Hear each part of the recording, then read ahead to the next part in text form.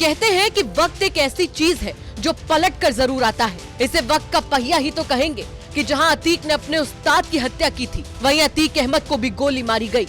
यानी वक्त एक बार फिर से लौट आया, लेकिन इस बार कत्ल कातिल का हुआ।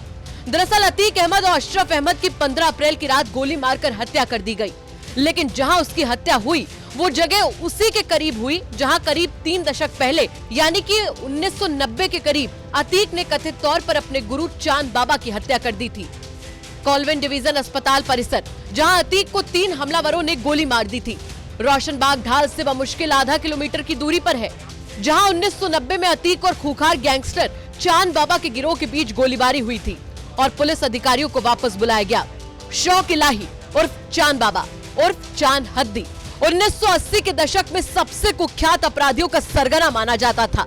उसकी मौत के बाद अतीक इलाहाबाद पश्चिम निर्वाचन क्षेत्र में सभी गैंगस्टर्स और अपराधियों के निर्विवादित नेता के तौर पर उभरा। ये बात उस दौर की है जब अतीक स्कूल से ड्रॉप आउट था और कुछ साल पहले ही चांद बाबा के गिरोह में शामिल हुआ था। अतीक चकिया और आसपास के इलाकों में गैंगस्टर के रूप में उभर रहा था, जबकि पुराने शहर के इलाकों में चांद बाबा के वर्चस्व की कोई मिसाल ही नहीं थी। अतीक ने चांद बाबा से अपराध की मूल बातें सीखी, लेकिन जल्द ही दोनों के बीच मतभेद होने तब शुरू हो गए जब अतीक ने फिर से इलाहाबाद पश्चिम से राज्य विधानसभा चुनाव लड़ने की तैयारी शुरू कर दी। कहते हैं कि सत्ता का लालच ऐसा होता है जो आपस में कितना भी प्यार क्यों न हो, दूरियां पैदा कर देता है। चांद बाबा खुद राजनीतिक सत्ता हासिल करने के लिए विधायक बनने के इच्छुक थे। उन्होंने अतीक से पीछे हटने को कहा, लेकिन उसने मना कर दिया। इसके बाद अतीक ने खुद को चांद बाबा से दूर कर लिया और अपना गिरोह बना लिया, जो कि चकिया और धूमनगंज इलाकों में सक्रिय था। बस यहीं से शुरू हुआ चांद बाबा के जुर्म के साम्राज्य का पतन और अतीक की एक नई काली दुनिया के बेताज बादशाह बनने की कहानी। 1990 में अतीक और चांद बाबा का गिरोह रोशनबाग में गोलीबारी में शामिल हो गया, जिसमें चांद बाबा की मौत हो गई। कहते हैं कि जुर्म चाहे सदियों पुराना ही क्यों ना हो, लेकिन जहां जुर्म होता है वो एक एक नजारे को खुद में समेट लेता है। यूपी तक भी वही पहुंचा, जहां कभी कथित तौर पर चेले ने गुरु को खत्म करके अपना वजूद कायम कर लिया।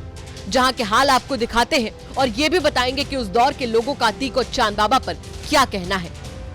साल 1989 का दौर और प्रयागराज का रोशनबाग, ये वही इलाका है जो बहुत भीड़ भाड़ और व्यस्ततम इलाके में कहा जाता है। और शायद इसी इलाके की इस गली, जो आप मेरे सामने ये गली देख रहे हैं, इसी गली में शौक इलाही उर्फ चांद बाबा की हत्या हुई थी। यही हाजी अब्दुल जब्बार की दुकान थी जिसके सामने वो मर्डर हुआ था। वो 1989 का दौर था और अदावत की लड़ाई थी जो बाहुबली अतीक अहमद और शौक इलाही चांद बाबा में हुआ। यही जो स्पॉट आप जो देखेंगे, ये सारे स्पॉट चांद बाबा शौक इलाही उर्फ चांद बाबा का हुआ करता था, जहाँ पर उनकी हत्या की गई थी। उस हत्या के बाद 2 बातें सामने आई थी कि आखिरकार इस हत्या में शामिल कौन था, क्योंकि उस समय का जो दौर था 2 दबंगों की लड़ाई थी, यानी 2 बाहुबली की लड़ाई थी। एक थे अतीक अहमद, दूसरे शौक इलाही चांद बाबा। ये वही स्पॉट है, आप देखेंगे इस गली से दौड़ाया गया था, सीधा उसके पीछे आए थे बमबाज और बमों से लेकर हमला हुआ था यहीं पर आकर चांद बाबा